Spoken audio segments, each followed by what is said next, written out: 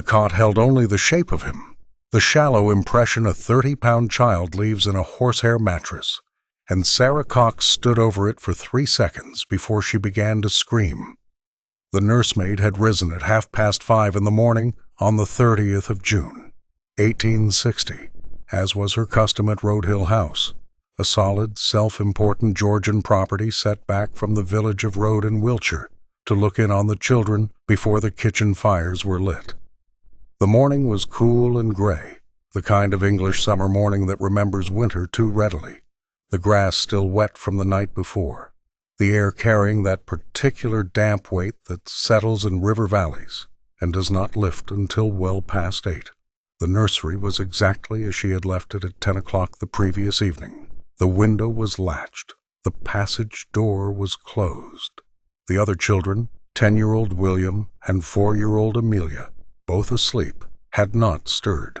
Everything was in its place, except that Francis Saville Kent, 3 years old, 4 months past his 3rd birthday, was not in his cot, and neither was the blanket he had slept beneath every night since the autumn before. What the record shows is that Sarah Cox ran first into the passage, calling the child's name, then down the stairs, then into the yard. She was 23 years old and had been nursemaid at Road Hill House for 14 months. She knew the household and its rhythms.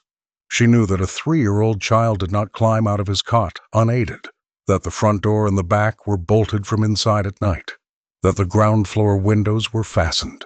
She knew all this, and so she ran, and she called his name in the gray Wiltshire morning, and the name came back to her unanswered. It was a gardener's boy. His first name does not appear clearly in the initial reports, and we should be honest about what we cannot confirm. Who found the outhouse door standing open? The outhouse was a stone structure at the edge of the kitchen garden, 14 feet from the house, used for storage and for the necessary functions that Victorian domestic architecture preferred to place at a distance from polite rooms. He looked in. He came back without running. He did not speak for a moment.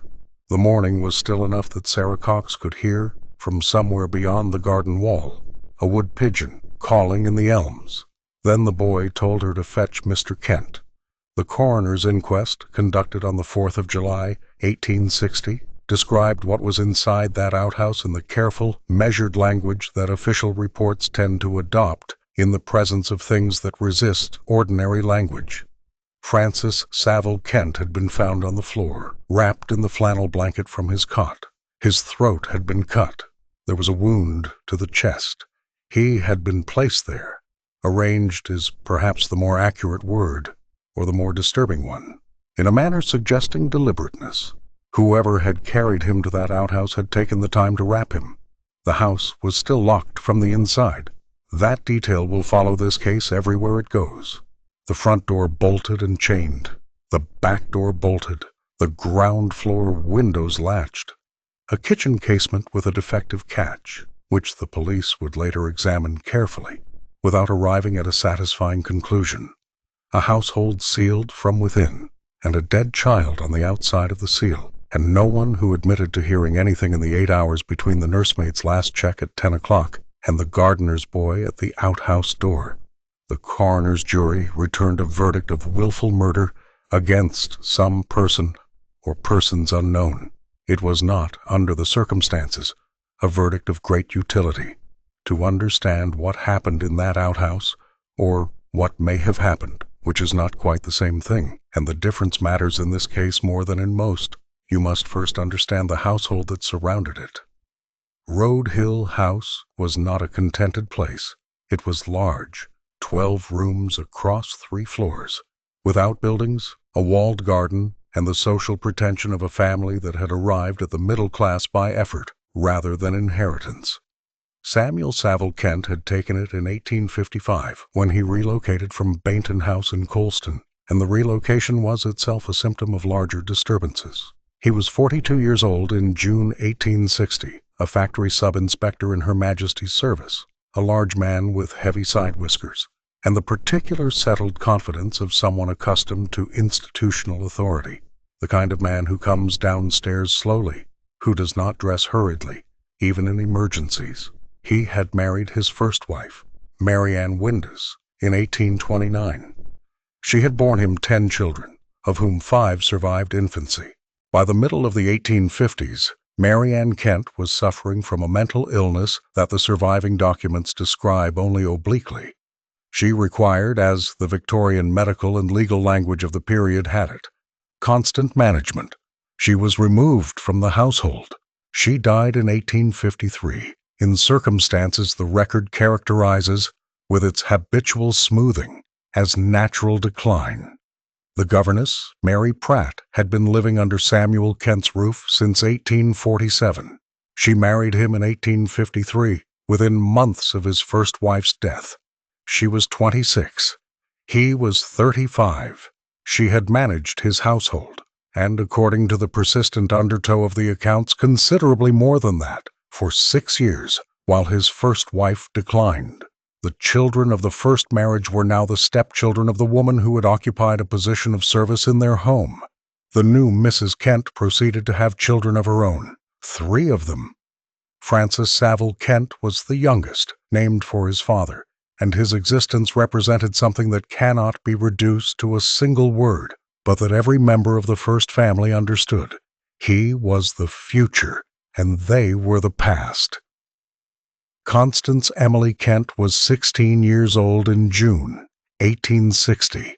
She was the 9th child of the first marriage, though many of her older siblings had left the household by then, and the family configuration at Roadhill House had reduced itself, in practice, to an uneasy arithmetic of 2 sets of children under a single roof. She was, by multiple accounts, a stubborn child who had become a stubborn adolescent, self-possessed, given to long silences, resistant to authority in ways that seemed deliberate, rather than merely childish. A teacher at a school she attended briefly in 1856 described her, in a letter that survives among collected school records, as determined to the point of willfulness. Her half-sister Mary was said to be biddable, affectionate, well-liked. The contrast was one people noted. Constance watched. She was the kind of person whose watching made other people uncomfortable. One physical detail about her appears in enough independent accounts to be reliable: a slight asymmetry of the jaw, more pronounced when her face was in repose, which gave her a characteristic expression that observers consistently interpreted as either contemplative or hostile, depending, one suspects, on what they had already decided to think of her. Francis, the dead child, was, by the testimony of those who knew him, a healthy, unremarkable little boy with his father's dark hair. The nursemaid described him as having a habit, when sleeping, of clutching the edge of his blanket in both fists. He could walk, and was beginning to speak in full sentences, but he could not operate the bolt on a door, and he could not unlatch his own cot side, and he weighed approximately 30 pounds. Wherever he went on the night of the 29th of June, 1860, he did not go alone. The investigation that followed his death fell initially to Superintendent Foley of the Wiltshire Constabulary, a man whose thoroughness is not particularly well attested in the surviving record, and whose conclusions were formed in ways that tell us more about the priorities of mid-Victorian rural policing than about the actual crime. The household was interviewed. The defective kitchen casement was examined. The missing blanket was identified as Francis's bedding. Within a fortnight, the local police found themselves substantially where they had started, in a house that had been locked from the inside, surrounded by a family that was composed, and without a persuasive theory of how a 30-pound child had been removed from an upper-floor nursery and carried across a garden, and no one had heard or seen anything. The suspicion in those early weeks moved like fog, settling briefly on each person before dispersing.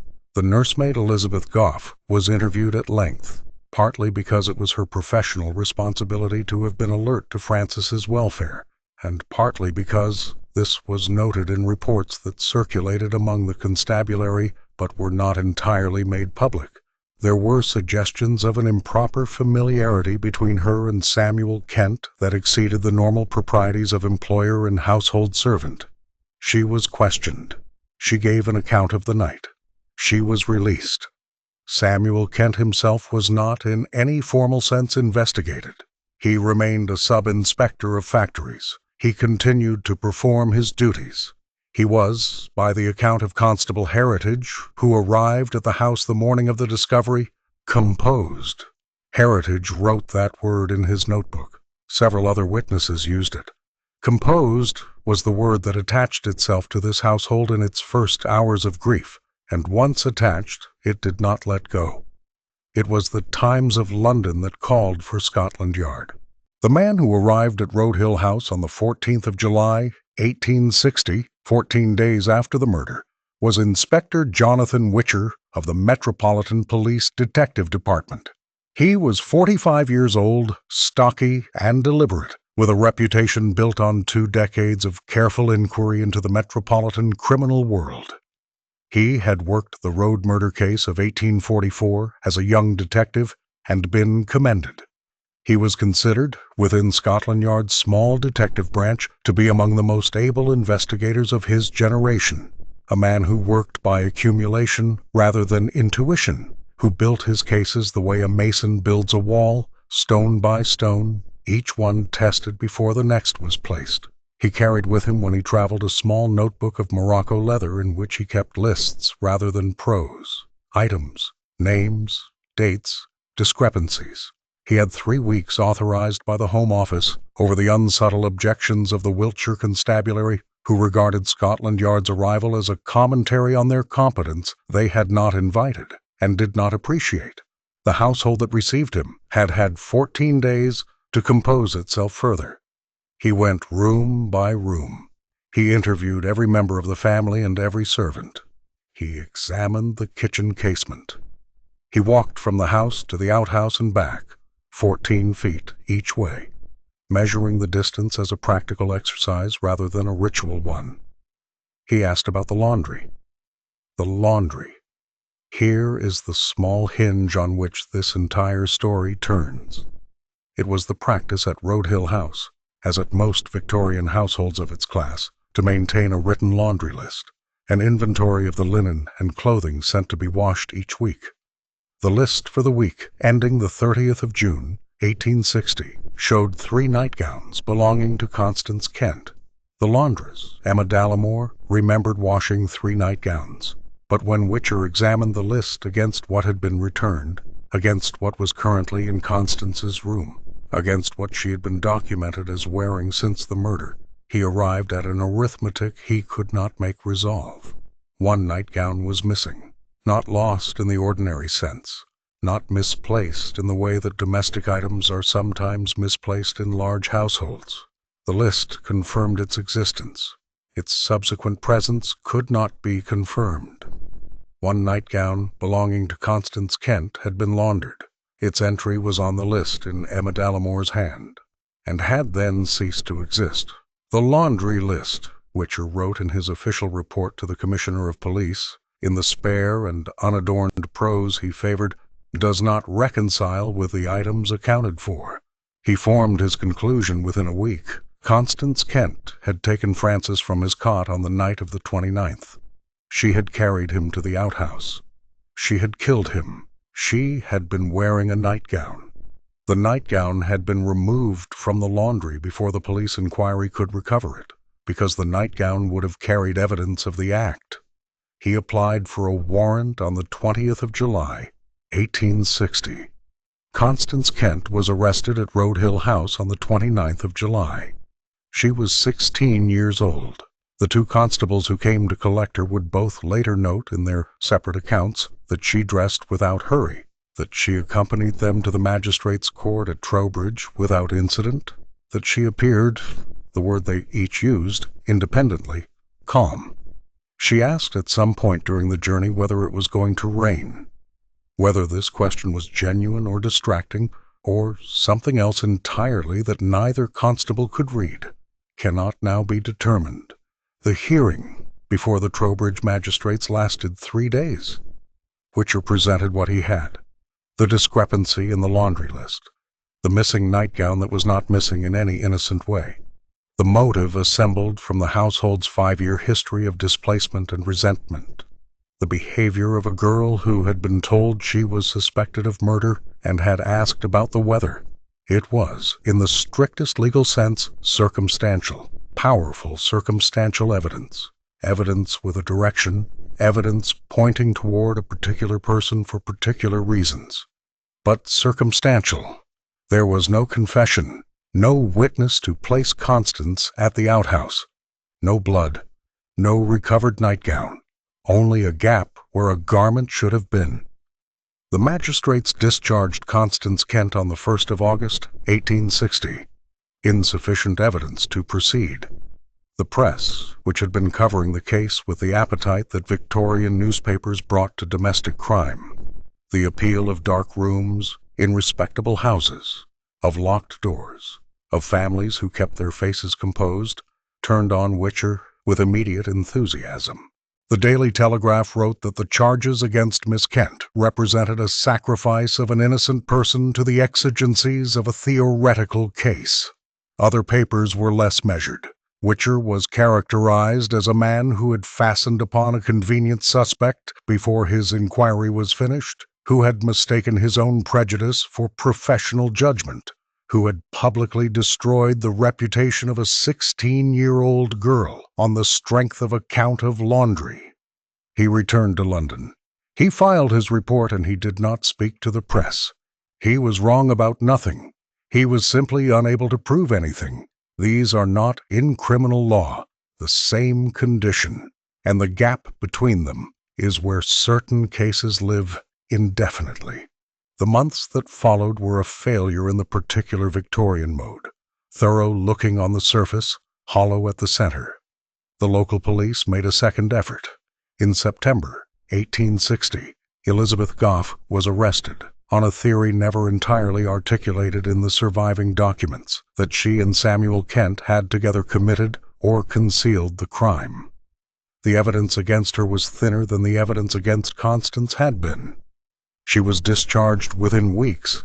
The theory implicating Samuel Kent, the governess-turned-wife, the managed household, the convenient death of the first wife, the child who was the proof of everything, was not formally pursued. No grand jury considered it. No warrant was sought.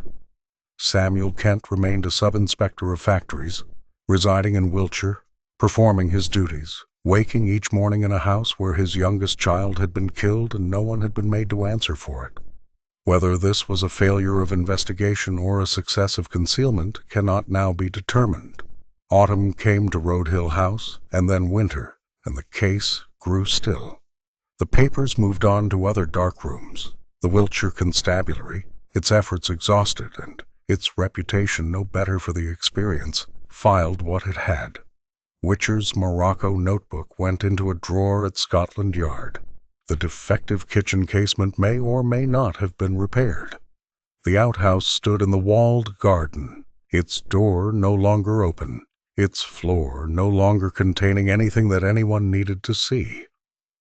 Constance Kent left England. She went to a convent school in Dinan, in Brittany, operated by the Order of the Good Shepherd, a French religious community that ran, among other institutions, a school for young women of the English Protestant middle class. She arrived in the autumn of 1860, 16 years old, recently discharged from a murder investigation that had printed her name in every major newspaper in the country. She stayed for 3 years. She studied languages and music. By what partial records the school left behind, she was a disciplined student, not given to close friendships, not troublesome. She attended Mass with the Catholic sisters. She was received over time into the Roman Catholic faith. This conversion, with its specific traditions around confession and the seal of the confessional, would later bear directly on the circumstances of what she did next. What she thought during those 3 years in Dinan, what she believed about herself, about Francis, about the household she had left, about what had happened in that locked house, is not in any document that survives. She wrote no letters that have been preserved. She kept no diary. The interior of those years is a genuine silence, not a narrative convenience. She turned 17 in Dinan, and then 18, and then 19. She returned to England in 1863. She enrolled as a trainee nurse, giving an address in the West Country. She did not, as far as can be established, contact her father's household. She did not contact the police. She did not contact the newspapers. In 1863, the newspapers had largely filed Road Hill House among the notable unsolved crimes of the Victorian era, alongside other cases from which no one had emerged with a satisfying answer. Witcher was approaching retirement, his rheumatism worsening, his public reputation not yet recovered. The local constabulary had nothing new to say. One material change had occurred, quietly. Samuel Kent had demolished the outhouse. 3 years after the crime, as part of what a local paper noted was a general renovation of the property. The specific stone walls in which Francis Saville Kent had been found, within which all the physical evidence of the crime had once resided, were taken down and carted away. There was no legal prohibition on doing this. There was no investigative authority still active enough to object. The outhouse was gone. Not long after that, Samuel Kent relocated the family. Road Hill House passed to a new occupant. A different family moved through its rooms. The house accumulated new history, as old houses do, each layer covering the one before until the original is buried beyond easy recovery. The case was cold. But it had not ended. Think of what Constance Kent knew, if she knew anything, in those years between 1860 and 1865. Think of what it means to carry knowledge through a murder investigation, through a public arrest, through a magistrate's hearing at which your name is spoken in connection with a dead child's throat, through 3 years in a French convent school, through a conversion to a faith with a specific and serious theology of confession and absolution. Think of what it means to come back to England and take up nursing, the care of ill bodies, the management of suffering, the daily practice of presence in the face of death, and to do it in silence, and to keep doing it for 5 years. Whether she was carrying guilt or knowledge, or something more complex than either of those words alone can hold, she was carrying something. The record shows no sign of a person at peace. On the 25th of April, 1865, a young woman walked into the police court at Brighton and asked to speak with a magistrate. She was 21 years old. She gave her name as Constance Emily Kent. She was neatly dressed, a dark wool jacket, a gray bonnet. She sat down when asked to sit. She stood when asked to stand. And she said in a voice described by one court officer present as perfectly collected that she wished to confess to the murder of Francis Saville Kent.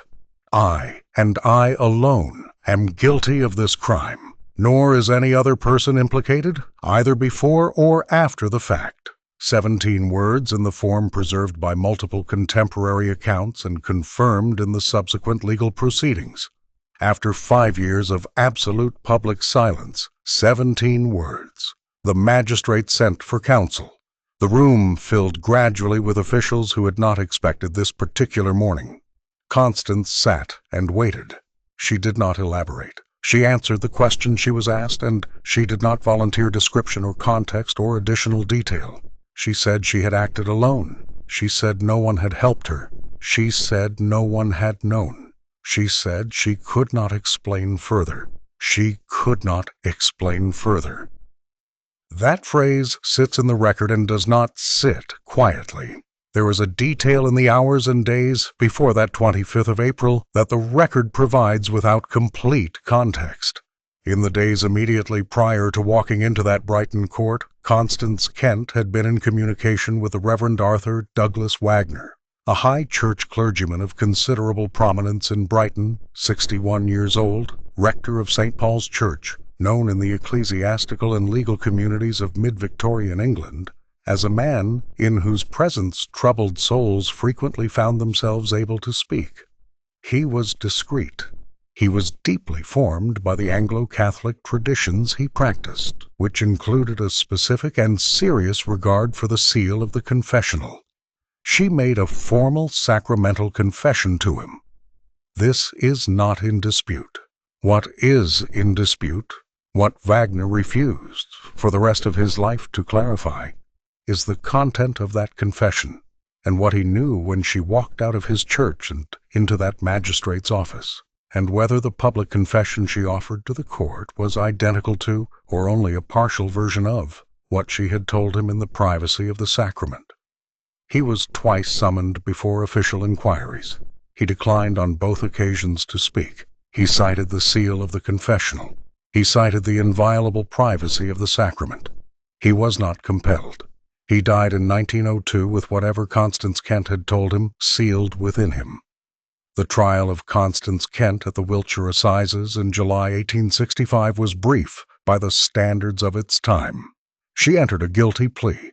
She was not required to elaborate. The prosecution presented the historical facts, the discovery, the investigation, Witcher's finding regarding the nightgown, the 5 years of silence, the confession.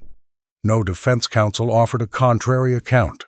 She had pleaded guilty, and the work of any counsel was therefore confined to mitigation. She stood before the judge in a black dress.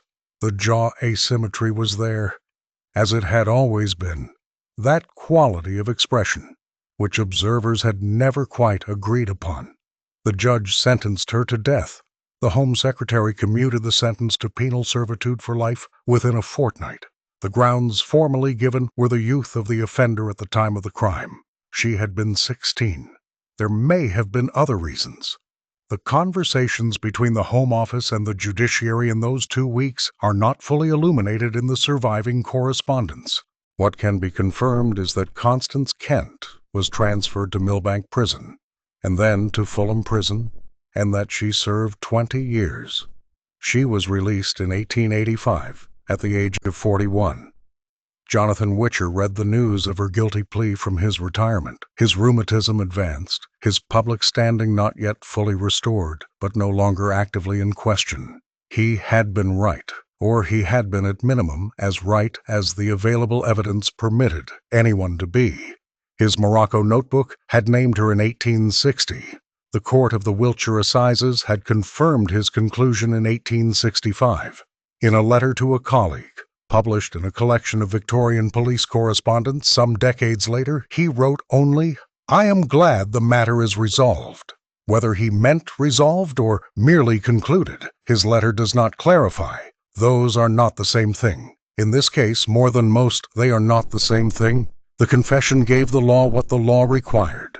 It gave Witcher the professional vindication he had been publicly denied. It gave the newspapers a resolution to a case they had covered with sustained appetite. What it conspicuously, carefully, perhaps systematically withheld was the specific texture of the truth, the how, the why, the whether anyone else was present, the what she had said to Wagner in those days before she walked into the court, the what she had believed and known and carried for 5 years. Here is where the record requires us to slow down and to look at what the confession does not explain rather than what it does. The wound to Frances Kent's throat was described in the coroner's report as having required considerable force. Sufficient, the examining surgeon testified, to be the act of an adult of moderate strength. Constance Kent, at 16, was slight. Contemporary estimates of her weight place her at between 8 and 9 stone, approximately 112 to 120 pounds. The coroner's jury in 1860 had heard testimony suggesting that the degree of force implied an adult male. This was not a conclusion they formalized in their verdict, which named no person, but it is in the record. The child had also been moved, carried from a cot on the upper floor of the house, through a staircase, through a ground floor passage, through or past a bolted door. However, the door was managed, across 14 feet of garden into the outhouse, in darkness, without waking William or Amelia, asleep 10 feet from Frances's cot, without making a sound that the nursemaid or any other sleeping member of the household could later say they had heard. A 30-pound child, wrapped in a blanket, carried through a dark house without incident. That is possible. It is physically possible for a slight 16-year-old girl to carry a sleeping child of 30 pounds. people do remarkable things in states of determined purpose, but it is also easier with two people than with one. Her confession said, one person. Then there is the nightgown, the cornerstone of Witcher's case.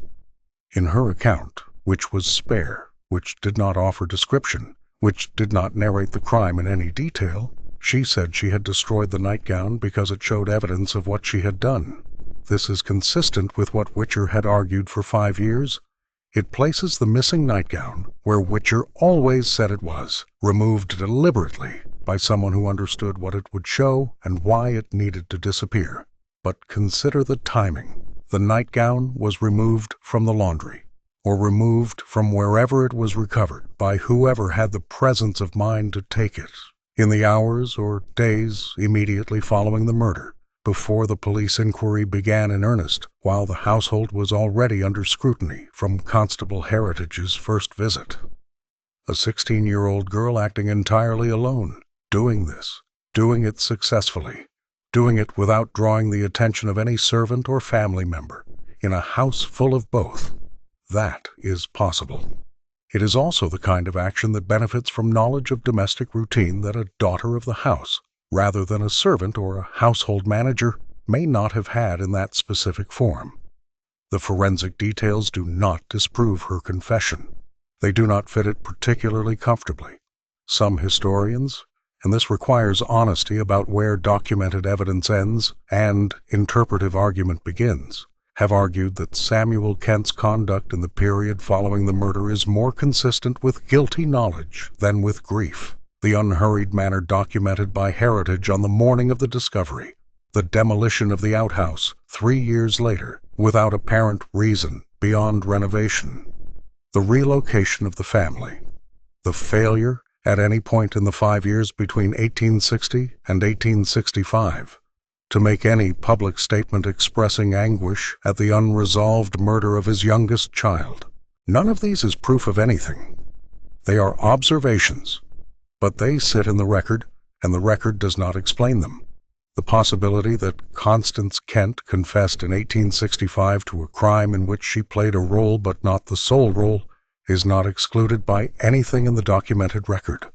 The possibility that she confessed to a murder she did not commit in order to protect her father, or in a gesture of self-punishment shaped by 5 years of religious formation, or for reasons that were entirely legible to herself and entirely opaque to everyone else. That possibility is also not excluded. William Roohead, the Scottish legal historian who examined the case in the early 20th century, wrote, "Whether Constance Kent was in truth the author of this crime, or whether she was the confessor to one in which another hand was the principal agent, is a question this evidence cannot answer. It is, in its careful frustration, the most honest sentence the case has produced.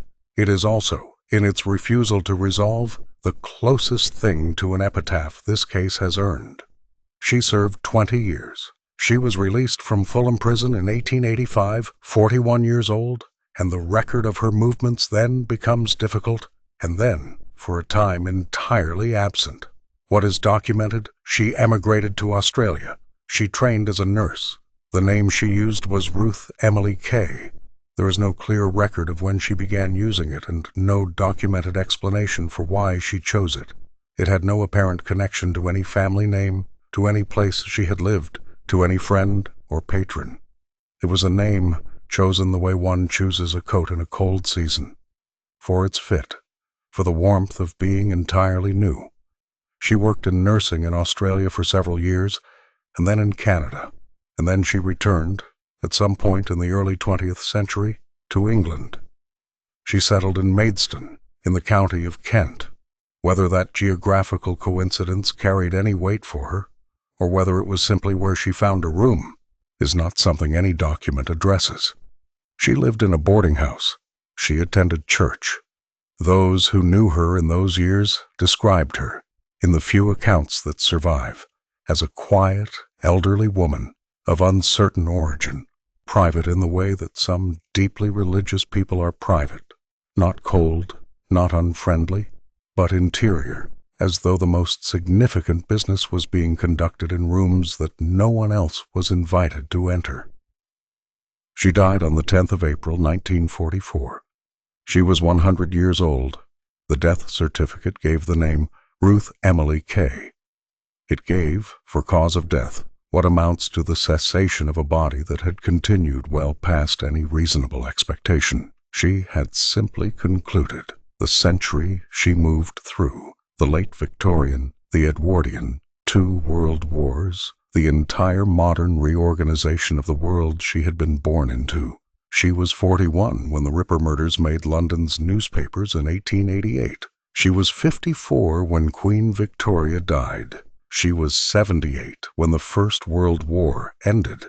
In all of that span, across all of those decades and all of those accumulated silences, not one documented statement emerged about the murder of Frances Saville Kent. Not a letter.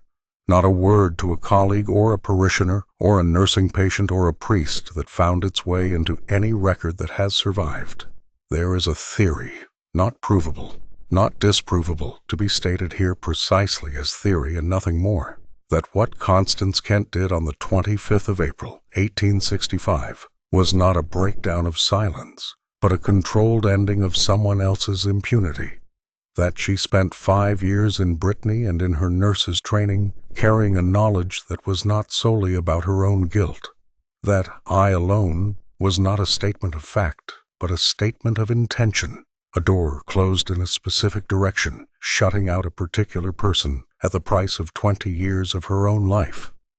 That what she told Wagner in the days before she walked into that court was something more freighted, more complex than what she said in the 17 words she offered to the magistrate. That Wagner's lifelong silence was not the silence of a man protecting an ordinary confession, but the silence of a man who had heard something that the confessional was the only vessel adequate to contain.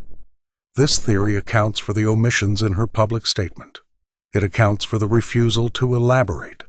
It accounts for the calm on the ride to Trowbridge, the question about the weather. It accounts for a person who, after 20 years in prison, came out the other side and spent the next 60 years as a nurse and died at 100 under a borrowed name and never said another word about any of it. Not relief, not vindication, not anger, nothing. 60 more years of the same quality of silence that preceded the confession.